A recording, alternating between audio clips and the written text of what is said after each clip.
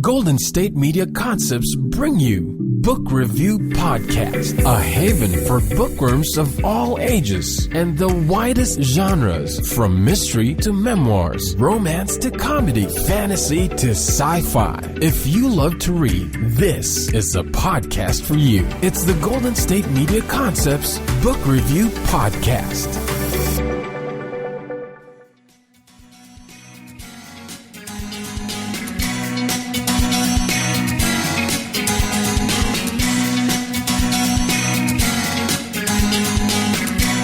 Hello and welcome to the GSMC Book Review Podcast, brought to you by the GSMC Podcast Network.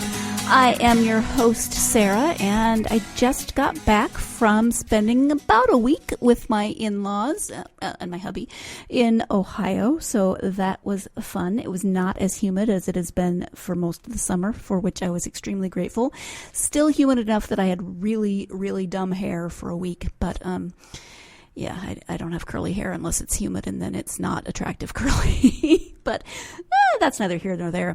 I was thinking about reading and traveling and airports, and I always have a book with me when I travel. I always have a book with me wherever I go, I've mentioned before. But then when I see other people traveling and reading, I always try to see what they're reading, whether that's the cover of their book or if they're reading on, if they're reading an ebook. I try to kind of peek nonchalantly over their shoulder at their book. I'm like a total book stalker, creeper, whatever you want. And I think I'm being subtle, but I bet I'm not. I bet people are like, what in the world is that woman doing? And were I more extroverted like my husband, I would probably just strike up a conversation and talk to them about their books, but I'm not. So I'm just that creepy woman in the airport. If you've been recently book stalked, that may have been me in an airport. Yeah. So at any rate, I was reading several of the books that I'll be discussing with authors for the next couple of interviews. One of which is today's interview with author D.A. Bartley about her new book, Death in the Covenant.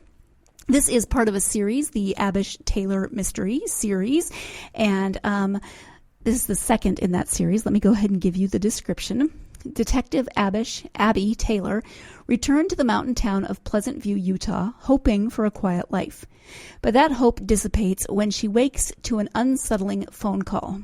Arriving at the scene of a fatal car accident, she discovers that the victim was one of the most beloved leaders of the church and an old family friend. Abbie is skeptical when her father insists the death was not an accident, but in an attempt to patch up their relationship, she takes a few days off from her job as the sole detective in the police department and heads to Colonia Juarez, a former LDS colony in Mexico. There, she uncovers a plan harkening back to the church's history of polygamy. But Abbie knows too well that bringing secrets to light can be deadly. When she returns to the States, some members of the LDS community certainly don't seem happy that Abbie knows what she knows. Abbie realizes with a jolt that her investigation could cost her father his job and possibly get him excommunicated. Time is running out for Abbie to save her father's position and her own life as dark forces close in and the outlook for Pleasant View turns decidedly unpleasant. That is the second of the Abish Taylor Mystery series. It is called, again, Death in the Covenant. It is by D.A. Bartley, whom I'll be speaking with in a couple of minutes in this interview.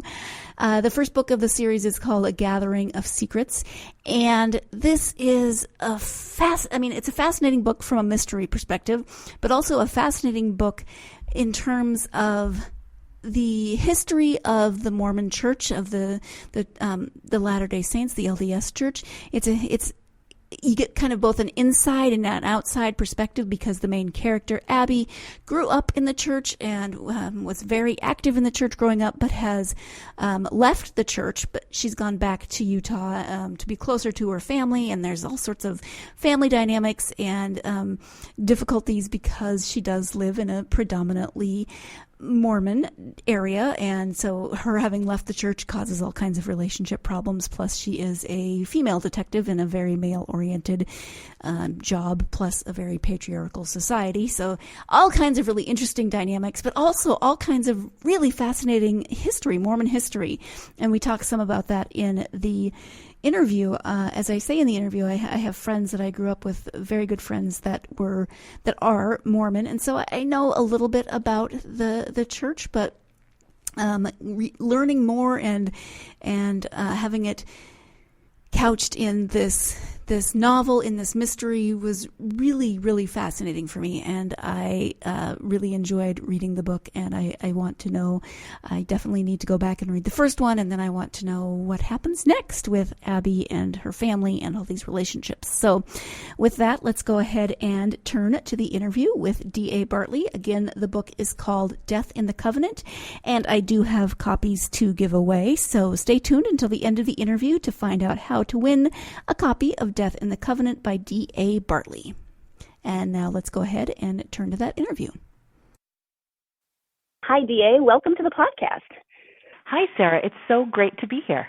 I am really excited to talk to you, and we are going to talk about your book, Death in the Covenant.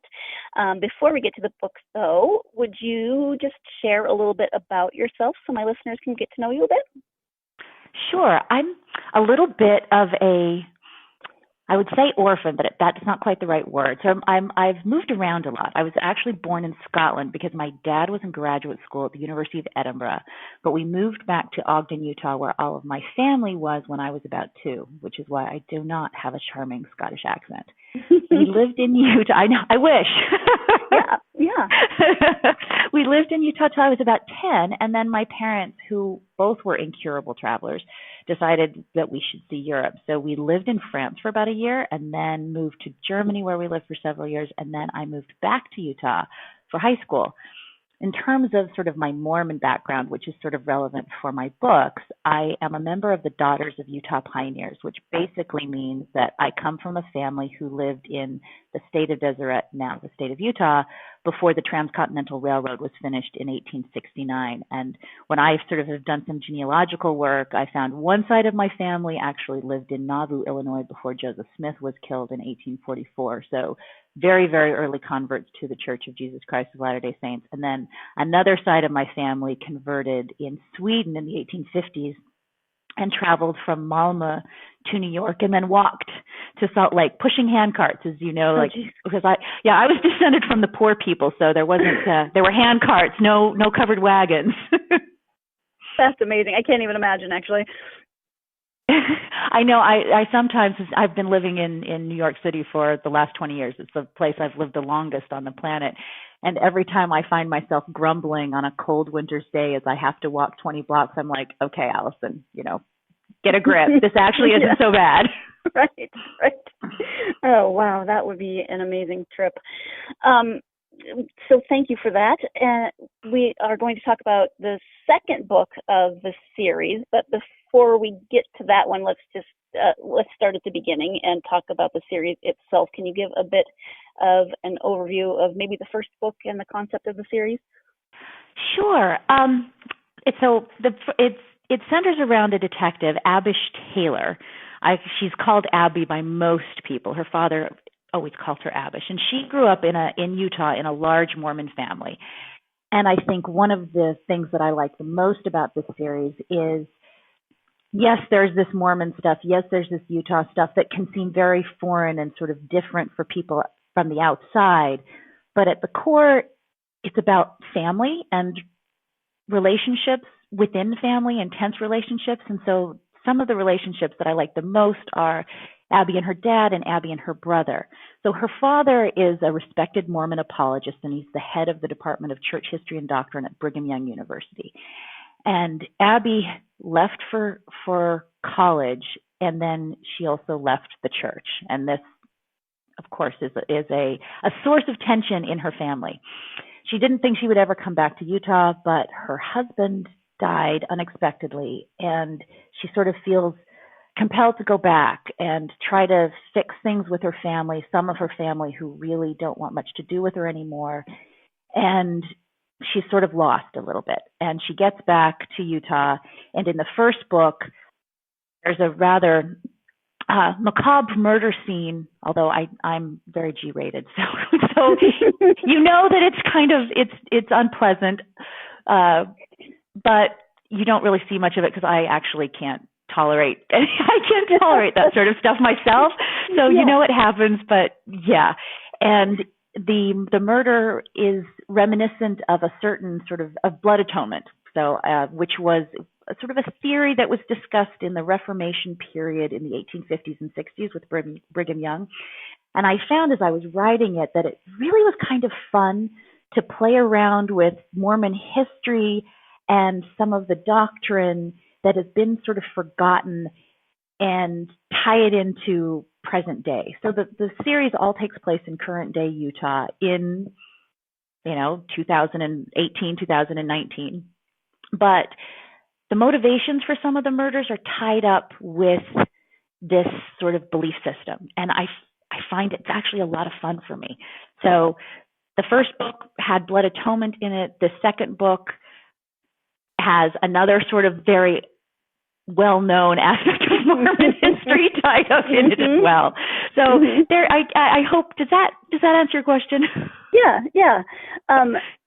And I think it's fascinating because I'm learning a lot about, in this second book, the issue is one that's fairly, I think it may be the one thing that people think they know about the Mormon Church. Yes. But you get so much of the history and so much more insight as to what people, both inside and outside of the church, think about it. So I really enjoyed that. Was that your jumping off point? Sure. Was that your jumping off point for the story, or did you have another inspiration for Death in the Covenant? For Death in the Covenant, I did have another inspiration because I didn't really imagine I would be writing this idea right now. I actually had I had another idea and it just sort of wasn't going anywhere. And I came across John, I want to say Berger, but it might be Berger's article, What Two Religions Tell Us About the Modern Dating Crisis. And he explores how shifting demographics affect both Mormon and Orthodox Jewish communities in the United States. And he sort of played off of Trinity College's American Religious Identification Survey, where they talk to people about religions in 2015. He set out the statement that for every 150 Mormon women in the state of Utah, there are 100 Mormon men. And apparently there's a similar sort of demographic imbalance among Orthodox Jewish communities in Brooklyn. So he started looking at how these religious communities were dealing with this, because both communities are one where you're supposed to marry within the religion, right? So you don't want to have interfaith marriages. And I read the article and then I was like sent back in time to being like 9 years old in Sunday school and hearing these stories about Mormon history and going, oh my goodness, this is what I wanted to write about. And I guess that's all I can say without giving way too much away. Right. But then there's a mystery, there's a murder, and so that kind of leads to a deeper investigation regarding the issue that you're speaking of, and it's all tied together, and Abbie has to sort through all those pieces. Yes, she does, and she does it both. I think it's like an insider and an outsider, which is sort of an interesting place to be. I actually think it's a place where a lot of us live, quite frankly. We feel like we're part of something, but we also feel like we're not quite part of something, and that also is sort of an interesting emotional place to explore. And I feel like this is a good time to jump in here with our first break of the podcast. Stay tuned. You're listening to the GSMC Book Review Podcast, and I will be right back. Do you want to be healthier, yet you just don't know what to do? All these shows telling you this and that, but nothing seems to work. Well, listen close. Golden State Media Concepts has got something great for you. The Health and Wellness Podcast, dedicated to workout trends, healthy eating habits, diet, and everything about healthy living. Join us in our banters as we help you not just live life to the fullest, but live it to the healthiest.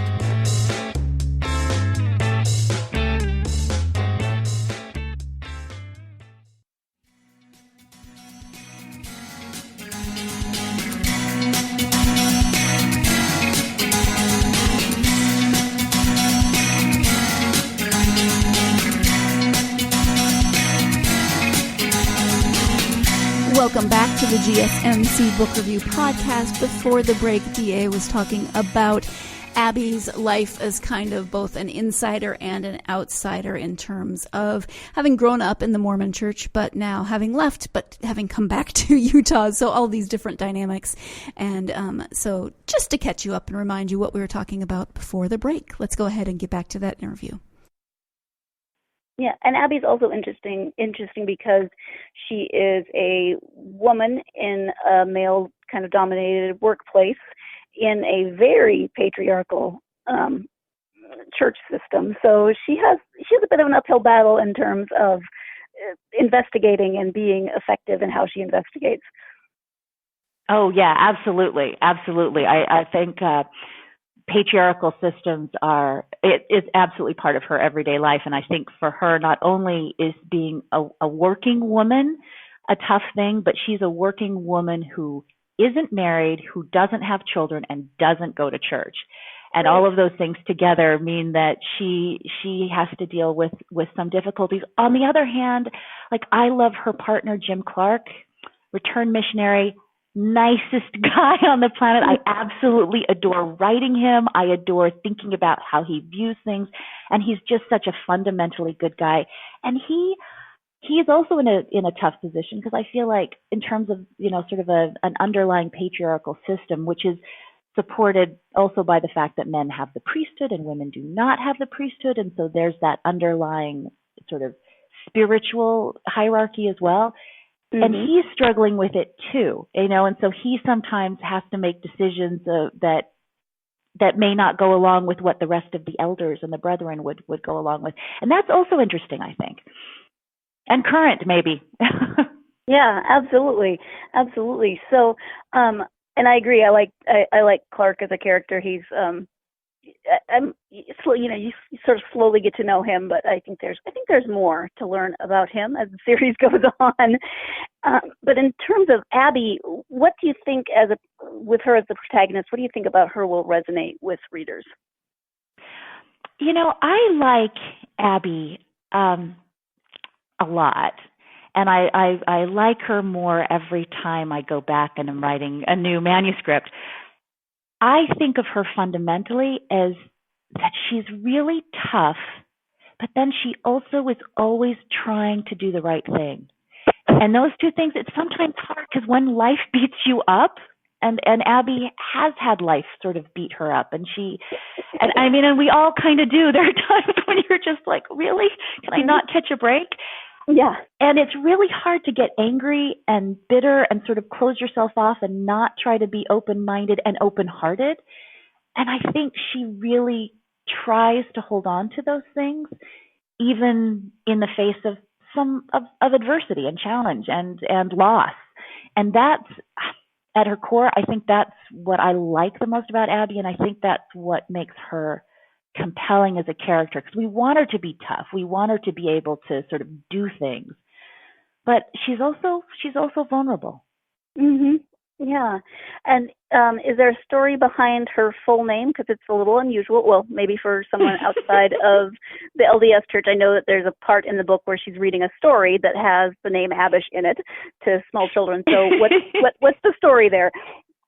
Oh, such a good question. Thank you for asking it. I will tell you, when I started writing the very first book, I was probably 10 chapters in, and she didn't have a name. I knew what she looked like. I knew that she generally drank her coffee black in the morning. I knew all these things about her. And I didn't have a really good name. I kept on, coming back for a name, and everything seemed wrong. And then I sort of remembered that growing up in Utah, a lot of my friends who were boys were named after church leaders, prophets, and characters in the Book of Mormon. But there weren't girls with those names.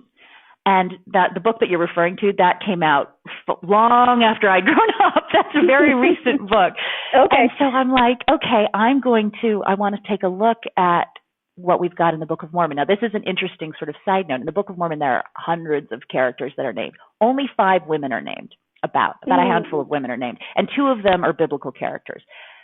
Abish is one of those female characters who is named, and I'm like, why did I not remember this name? This is such a perfect name. She can be Abbie, she can be Abs. And then I decided to make her a Taylor, so she is part of this sort of Mormon aristocracy. She's descended from the third prophet of the church, John Taylor, and that actually plays a role in this.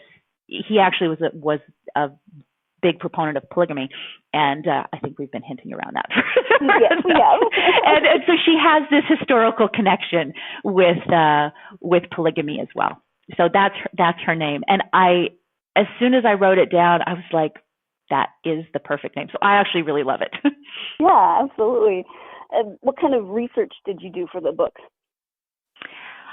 Now that I live in a place where church is not the central part of everybody's life, I sort of have forgotten how much time you spend learning religion. So when I was growing up, we spent 3 hours at church on Sunday. We generally had church-related activities all during the week. And then in high school, I did early morning seminary. So before school started, I would get up at 6:15 probably. Mm-hmm. And, I was at school at 6:15, so I was awake before then. I blocked that from my memory. Sure. And so I've spent a lot of time studying religion and doctrine and scriptures of the Mormon Church.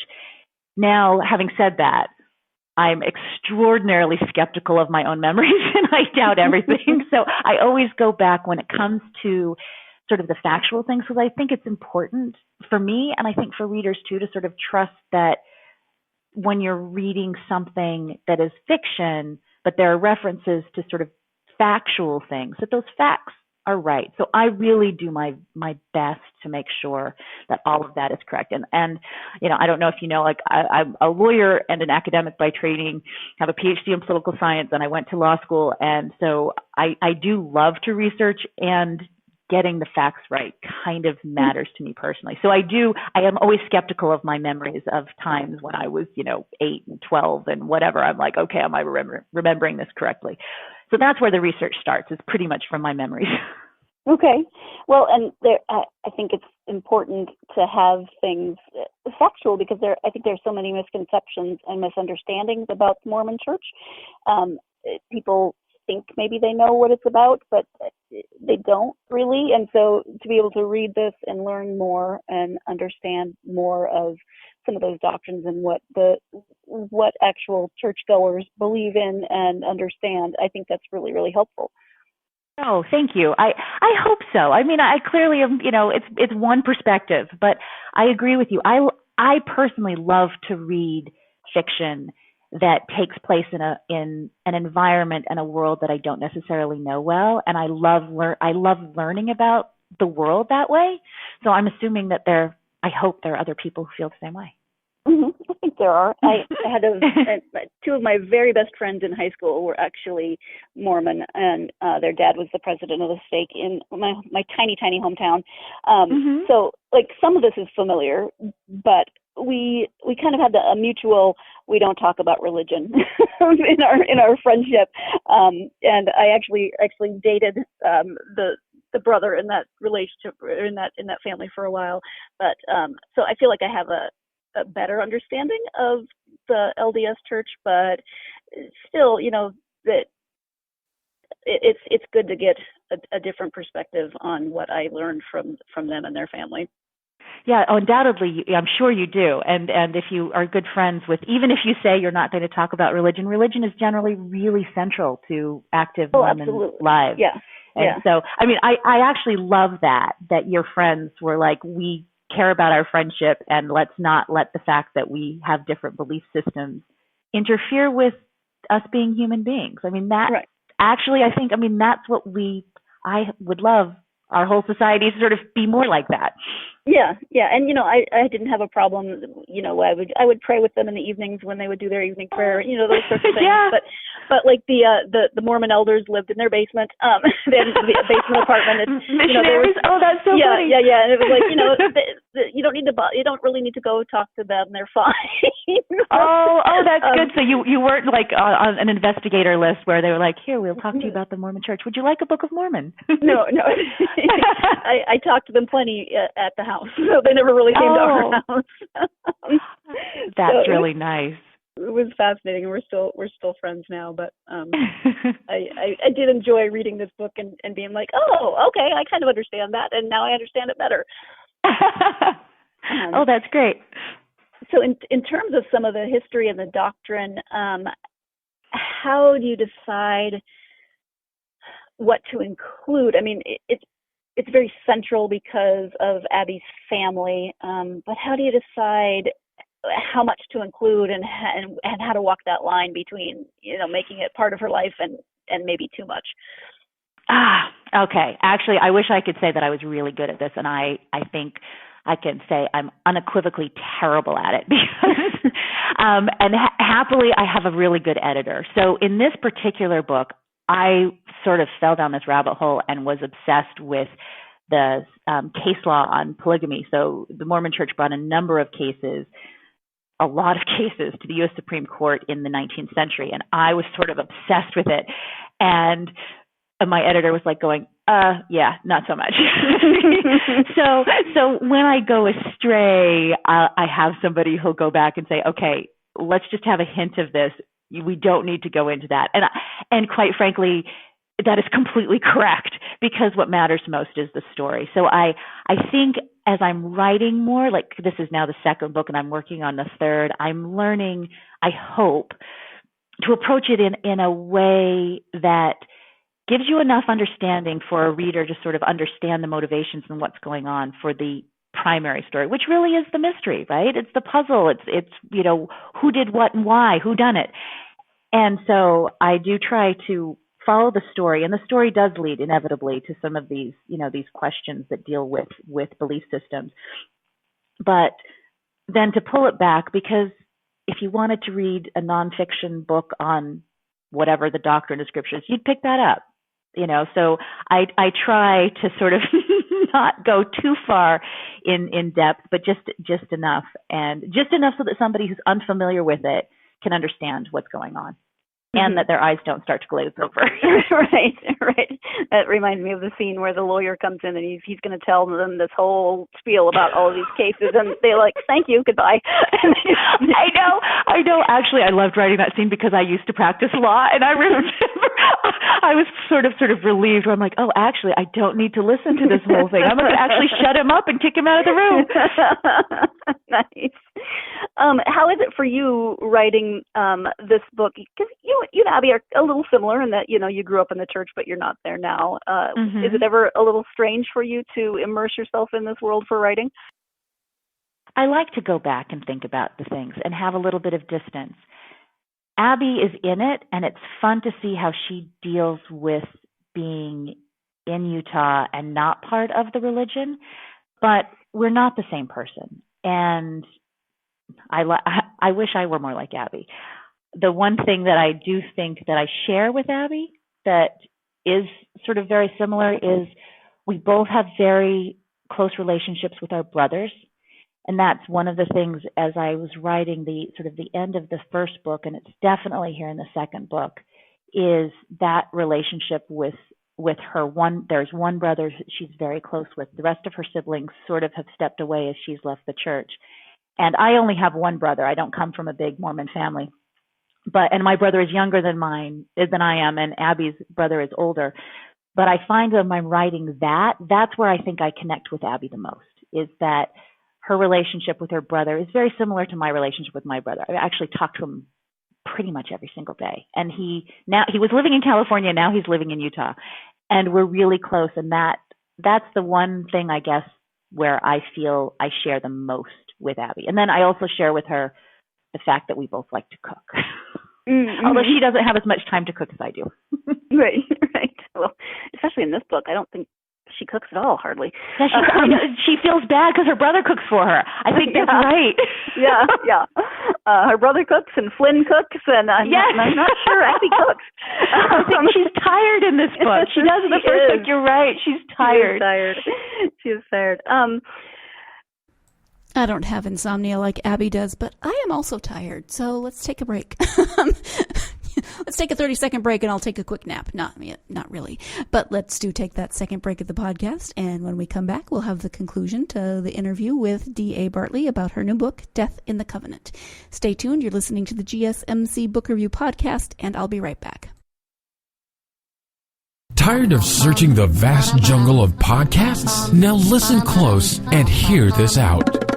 There's a podcast network that covers just about everything that you've been searching. The Golden State Media Concepts Podcast Network is here. Nothing less than a podcast bliss with endless hours of podcast coverage. From news, sports, music, fashion, cooking, entertainment, fantasy, football, and so much more. So stop lurking around and go straight out to the Golden State Media Concepts Podcast Network. Guaranteed to fill that podcast itch. Whatever it may be. Visit us at www.gsmcpodcast.com. Follow us on Facebook and Twitter, and download us on iTunes, SoundCloud, and Google Play.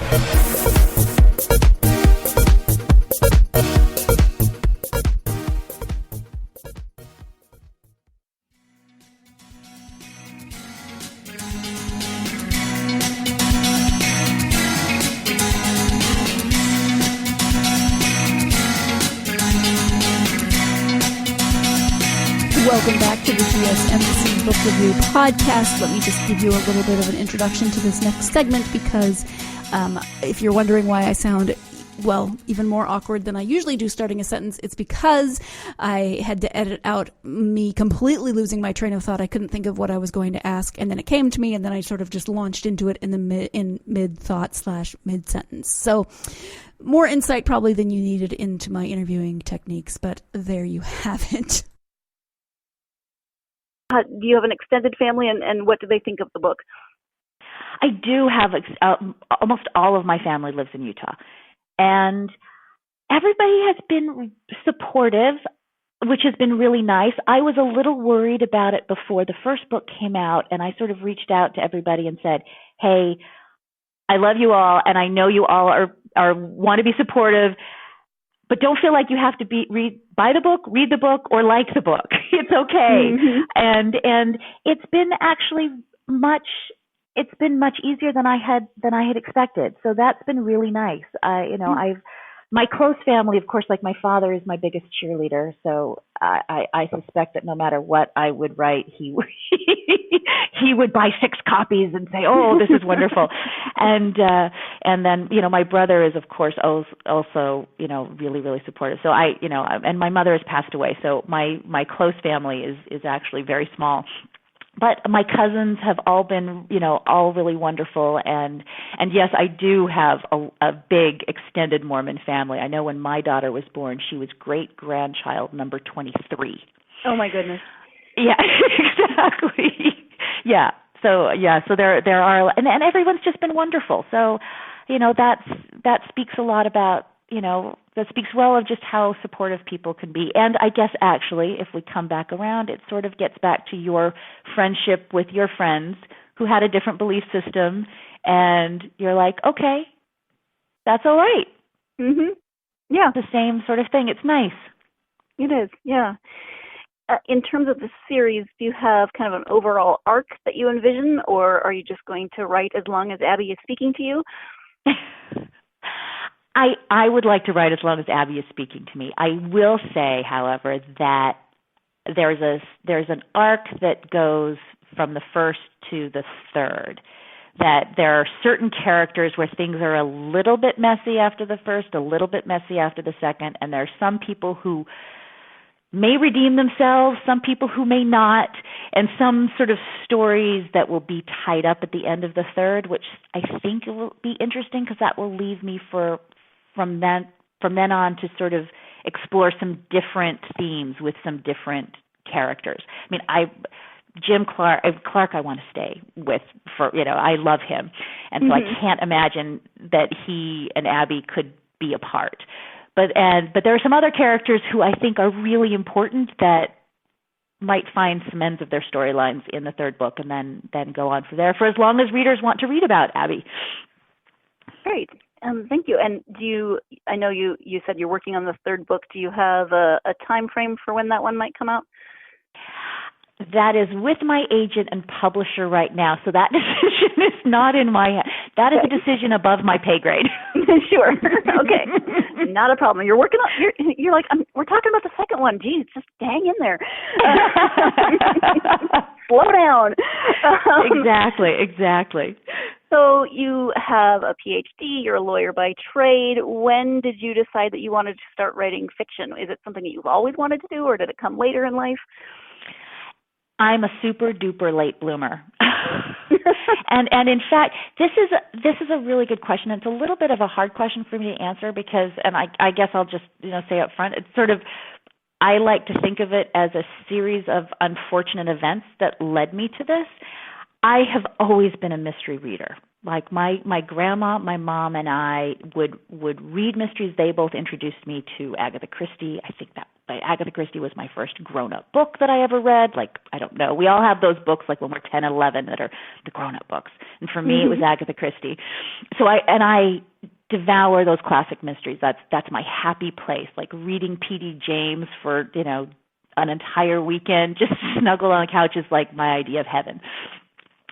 But I never thought really ever that I would write fiction. And then my mother had Alzheimer's for about 10 years before she passed away. And in the last several years of her life, I was flying back to Utah really as much as I could. My dad was taking care of her largely on his own. And it was hard. And on one of those trips, I went to visit a friend of mine who had moved up to Ogden, actually up to Pleasant View.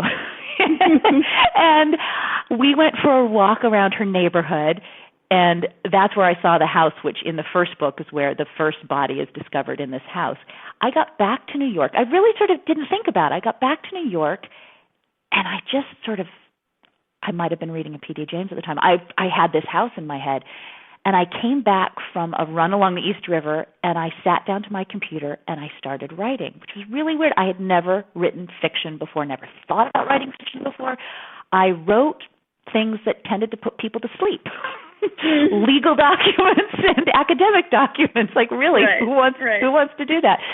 So I wrote about 7 chapters and then sort of put it away. And a few days later, this is the second unfortunate event, my daughter got a concussion playing lacrosse.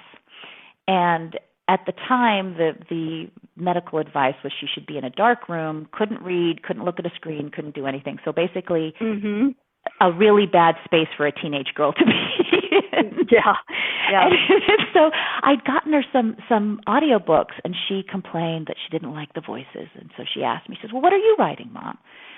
And I told her, and she said, well, read it to me. So I read as much as I'd written, and she said, well, what happens next? And I looked at her and said, I don't know. And she said, well, go write more. So for the course of about the next 2 weeks, while she napped, I would write. And then when she woke up, I would read to her, and then she'd nap, and I'd write. And after she was better and was back at school, and she is perfectly healthy, she's a happy sophomore in college right now, brain functioning perfectly well, I was halfway through what was supposed to be, what became the first book. And so I was just like, well, I might as well finish this and see where it goes. And that's actually how it all started for me. And now that I'm in it, I can't imagine not being in it. It's such a strange, obvious thing to be doing, but I really hadn't thought about becoming a writer until I was in my early 40s, mid-40s. Wow. Yeah. I love that story, though, because, how many teenagers want their mom to read to them, especially what they've been writing. I'd never thought about that. You're right. I guess that is actually really sweet. It's really awesome. I mean, that maybe there are more out there than I can imagine, but I just picture a lot of eye rolling usually. Oh, I love that. I'd never thought about it that way. That's so nice. Thank you. Yeah. So do you then, from your experience of coming to this, do you have advice for aspiring authors? Take it with a grain of salt, because what do I know? But I think the more voices we have out there, the better. And however that is. So I think persistence, and I'll say this, just keep on writing and know that it's all sort of a learning experience. I wrote the manuscript, the first manuscript that I thought was done. And it was completely not. and that's okay. Like, I ended up cutting the first 4 chapters, which basically I wrote just for me, and now I know pretty much a lot of writers, first-time writers, do that sort of thing. Just keep at it, because there's something there. If you feel like there's a story there, it's good to get it out. And so I think do it. And then find your tribe. Find a place where there are people to support you. There are so many great writing organizations out there. I mean, in the suspense genre, you have Mystery Writers of America, you have Sisters in Crime. It's, there's a lot of stuff out there. And I know I have friends who write middle grade stuff. I have friends who write romance, friends who write fantasy. There are groups out there. Find them, because it is a solitary activity, and that's probably why a lot of people are drawn to it. It's really wonderful to live in that world, but sometimes it's nice to have some friends. And so keep at it, and then find your friends. Find the people that will be there to help you along, who are at different points along the writing journey, and stick there. Stick with it, with your group. Mm-hmm. Nice, thank you. I know that you obviously love Agatha Christie, P.D. James. Do you have other favorite authors or genres when you read? Oh, okay. I have lately been reading memoirs, which is so funny, because if you'd asked me 6 months ago, do you like memoirs? I'd say, I don't really read memoirs. And then I realized I read both Educated and Shrill back to back. And I'm like, okay, clearly I'm doing some memoirs. And then I have a friend, Evie Minieri, who writes fantasy, and I had never thought about reading fantasy. And because she's written it, I'm like, okay, I'm going to try to read this. I am pretty eclectic, I guess, when I'm not in my happy space. Like, I will always come back to mystery and suspense, just because I think that's how my mind works. But I am enjoying reading some different things too. And I think it's sort of, for now that I'm a writer as well as a reader, it's wonderful to see how other people deal with the same problems and challenges that I have, and go, oh my goodness, that's so amazing. And I do still have like lots of actual hardcover books as I'm looking at my shelves of my suspense stuff. I like to read across the board, I guess. Mm-hmm. All right, thank you. And where can people find you? Do you have a website? Where can they find you on social media? Fill us in on all that good stuff. Okay.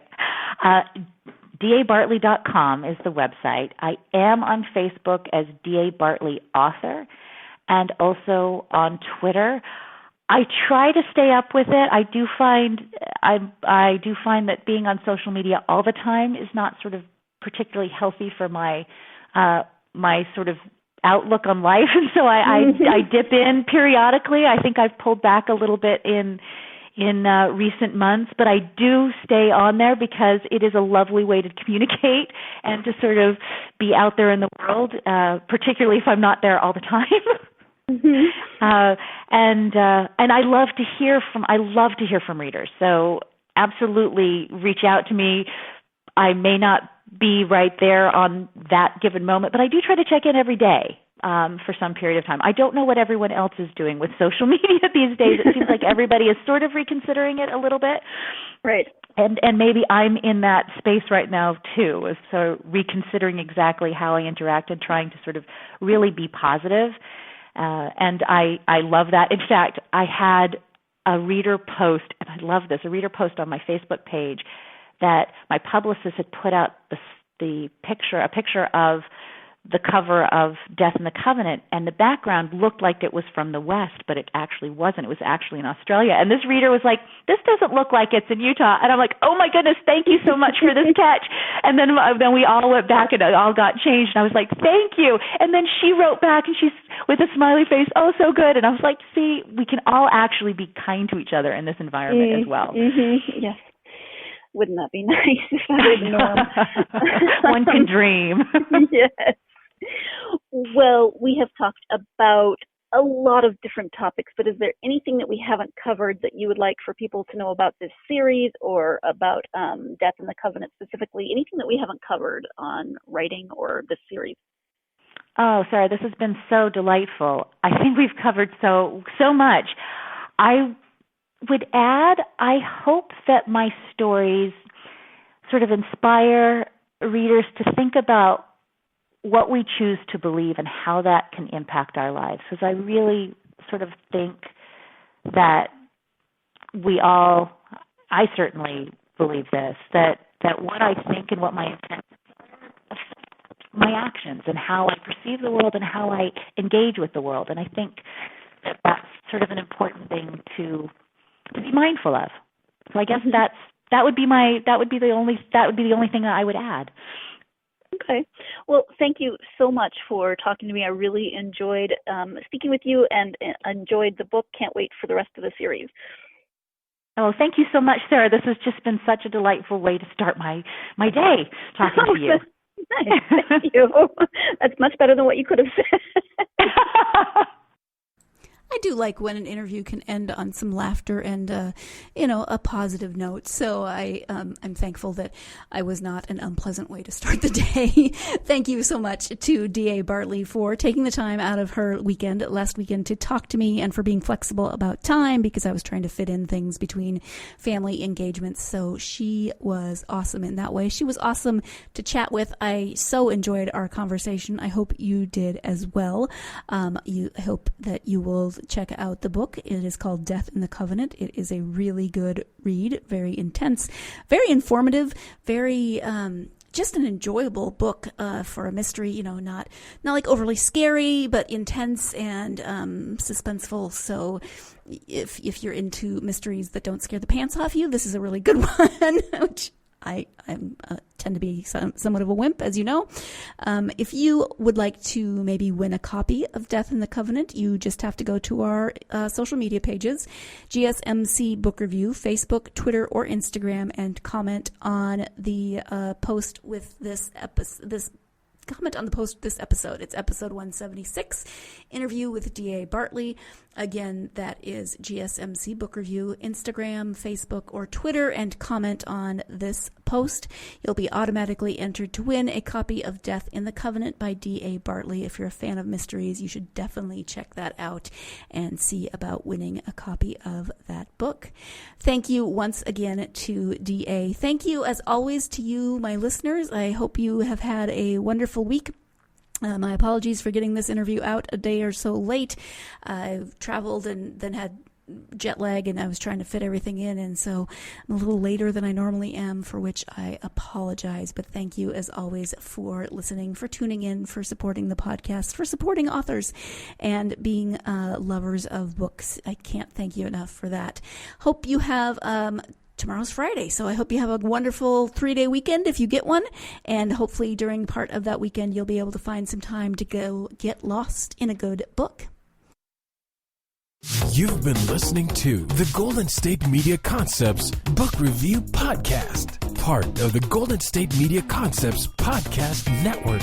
You can find this show and others like it at www.gsmcpodcast.com. Download our podcast on iTunes, Stitcher, SoundCloud, and Google Play. Just type in GSMC to find all the shows from the Golden State Media Concepts Podcast Network, from movies to music, from sports to entertainment, and even weird news. You can also follow us on Twitter and on Facebook. Thank you, and we hope you have enjoyed today's program.